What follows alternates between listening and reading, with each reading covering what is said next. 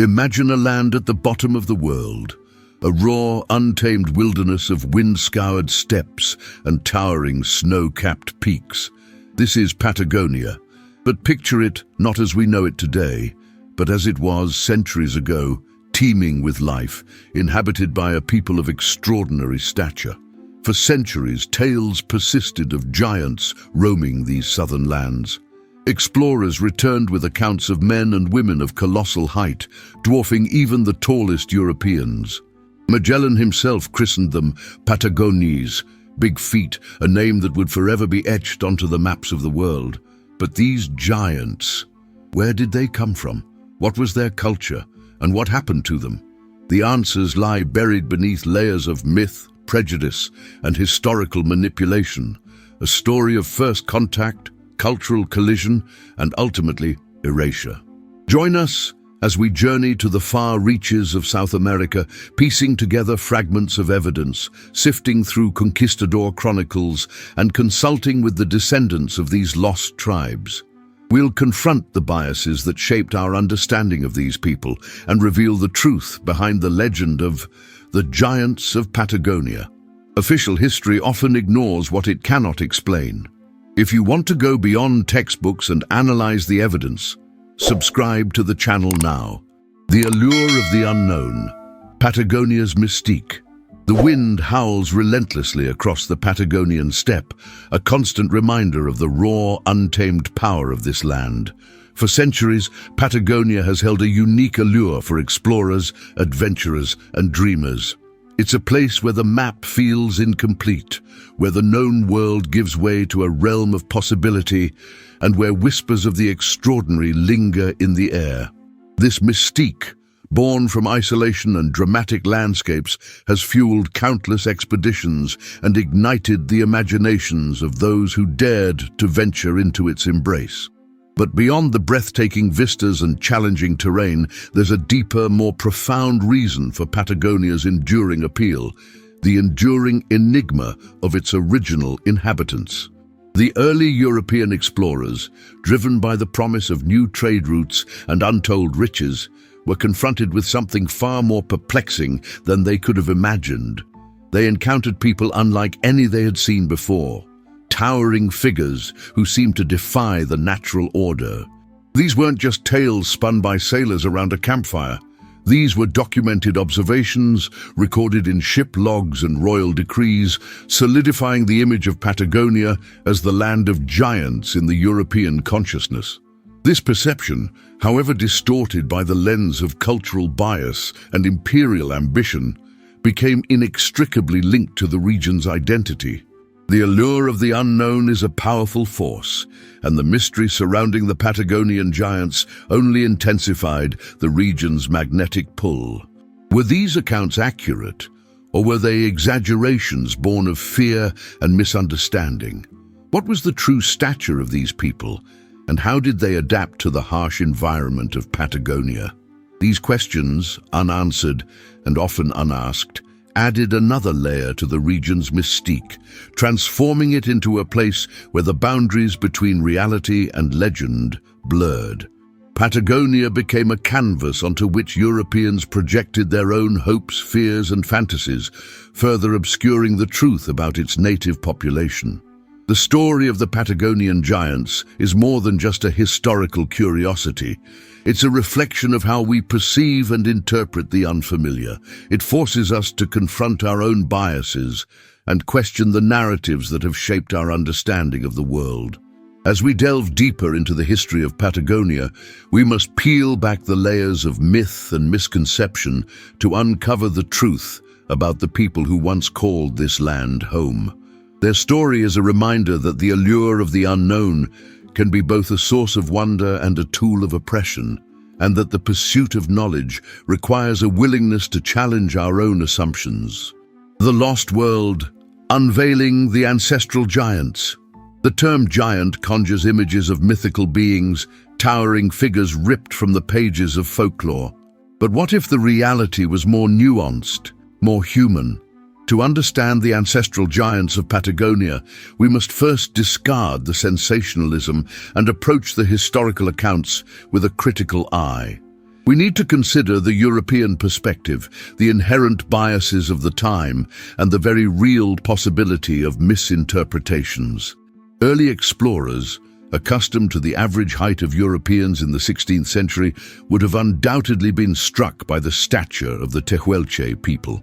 While not necessarily giants in the literal sense, they were demonstrably taller than their European counterparts.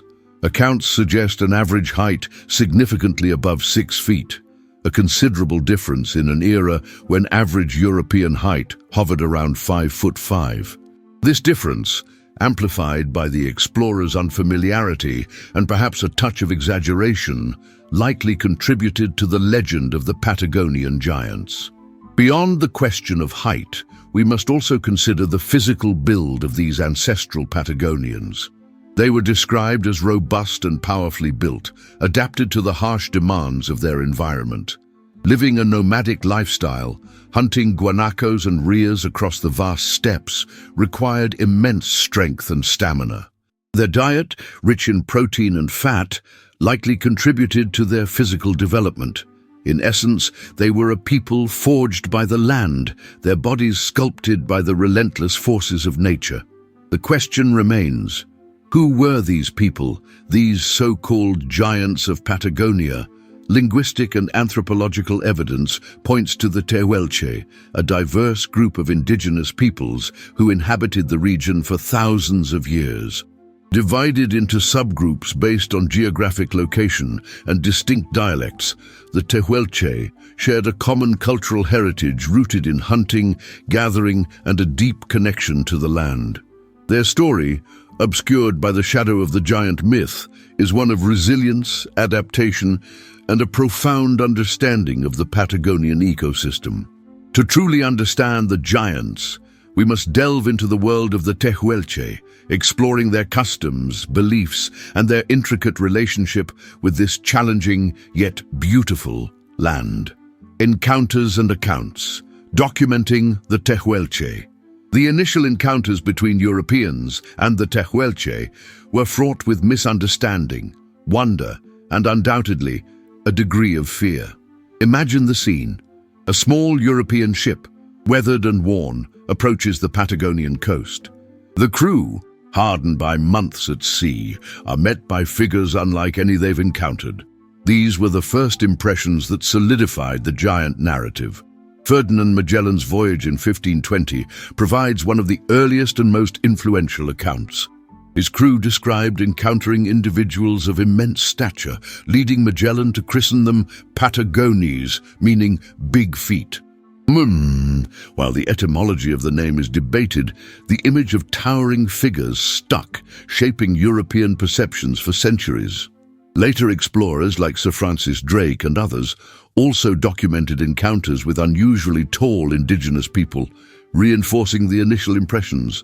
These weren't fleeting glimpses, they were recorded observations, shared and embellished as they traveled back to Europe. However, it's important to examine these accounts critically. The Europeans' frame of reference was limited. Their understanding of human variation was rudimentary. What they perceived as gigantic might have simply been individuals significantly taller than the European average, amplified by unfamiliar clothing, hairstyles, and cultural practices. The Tehuelche often wore guanaco hides and elaborate headdresses, which could have further exaggerated their perceived height. Moreover, the act of looking up at someone inherently makes them appear larger. Beyond the visual impressions, interactions between Europeans and the Tehuelche were often limited to trade and occasional skirmishes. Communication was difficult, relying on gestures and rudimentary sign language, leading to potential misinterpretations of intentions and actions.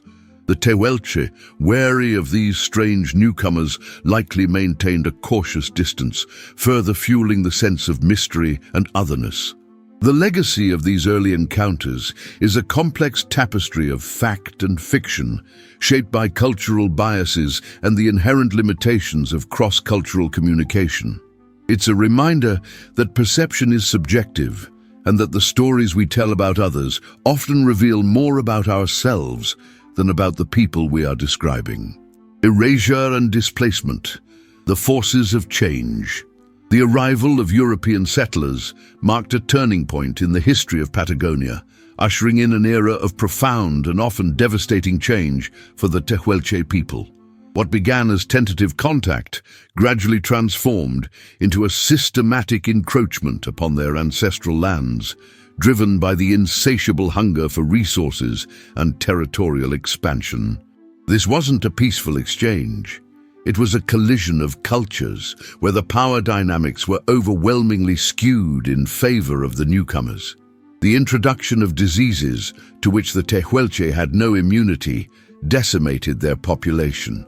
Measles, smallpox, and influenza swept through their communities, leaving a trail of death and despair. The impact was catastrophic, disrupting their social structures and weakening their ability to resist further incursions. Alongside disease came the disruption of their traditional way of life. The settlers brought with them cattle and sheep, which competed with the native guanacos and rheas for grazing land, diminishing the Tehuelche's primary food source. As European settlements expanded, the Tehuelche were increasingly confined to smaller and less desirable territories. Their nomadic lifestyle, once perfectly adapted to the vast Patagonian landscape, became a liability in the face of fences, property lines, and the relentless push for agricultural development. Military campaigns and violent clashes further eroded their numbers and their spirit. The Argentine and Chilean governments, eager to assert their sovereignty over Patagonia, often viewed the indigenous population as an obstacle to progress, leading to policies of forced assimilation and, in some cases, outright extermination. The erasure of the Tehuelche from the maps of Patagonia wasn't simply a matter of physical displacement, it was also a cultural and historical erasure. Their stories were silenced, their traditions suppressed, and their very existence marginalized in the official narratives of the region. The myth of the Patagonian giants, once a source of fascination, became a convenient justification for their dispossession, portraying them as savage and untamed, a people destined to be swept aside by the tide of civilization. The echoes of their presence remain, etched in the land and in the fragmented memories of those who carry their blood, a reminder of the human cost of progress and the enduring power of the past. Legacy and remembrance, reclaiming a forgotten history. Today, a growing movement seeks to reclaim the forgotten history of the Tehuelche, challenging the dominant narratives and restoring their rightful place in the Patagonian story. This is not merely an academic exercise, it's a deeply personal and emotional journey for the descendants of these resilient people who are working to revive their language, their traditions, and their ancestral connection to the land. Archaeological discoveries are playing a crucial role in rewriting the history of Patagonia. Excavations of ancient Tehuelche settlements have unearthed a wealth of artifacts, providing tangible evidence of their sophisticated culture, their intricate social structures, and their profound understanding of the Patagonian environment. These findings challenge the simplistic and often derogatory portrayals of the Tehuelche as primitive nomads, revealing a complex and adaptable society that thrived in this challenging landscape for millennia.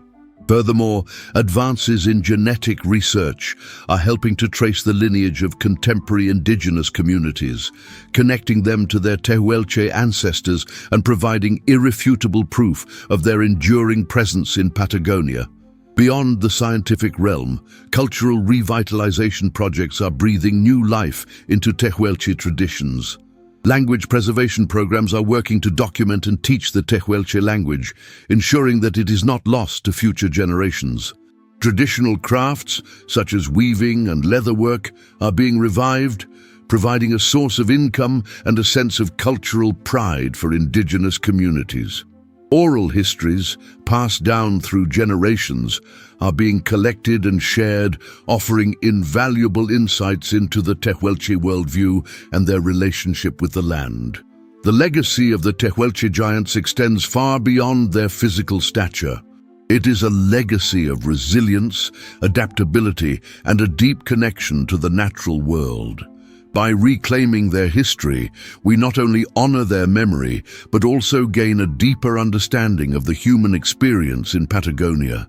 Their story serves as a powerful reminder of the importance of cultural diversity, the fragility of indigenous cultures in the face of colonization, and the enduring power of the human spirit to overcome adversity. The giants may be gone, but their spirit lives on in the land and in the hearts of those who remember them. The story of the Patagonian giants serves as a potent reminder, a reminder that history is often written by the victors, that narratives can be manipulated, and that entire peoples, with their unique cultures and knowledge, can be erased from our collective memory. It urges us to question the stories we are told, to seek out the voices that have been silenced, and to remember that behind every map, every legend, lies a complex and often tragic human story waiting to be rediscovered.